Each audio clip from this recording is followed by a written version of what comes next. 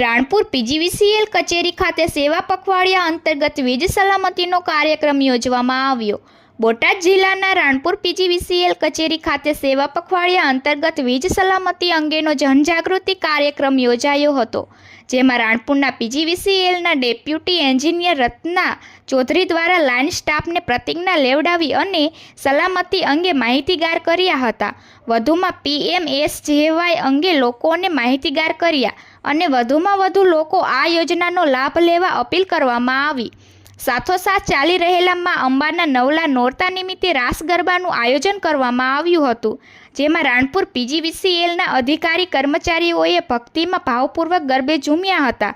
સાથોસાથ રાણપુરના પત્રકારોને સન્માનિત કરવામાં આવ્યા હતા। અહેવાલ રોહિત આર જતા પ્રાંત। નમસ્કાર। આજે સેવા પખવાડાની અંતર્ગત વીજ સલામતી અંગેની સૂચના લાઇન સ્ટાફને આપવામાં આવેલી અને એના પ્રતિજ્ઞા લેવાની છે અને PMSJYની જાહેરાત કરેલી છે, બધા સમજણ આપેલી છે। ગ્રાહકો વધારેમાં વધારે એનો ઉપયોગ કરે અને એની સમજણ લોકોને આપેલી છે।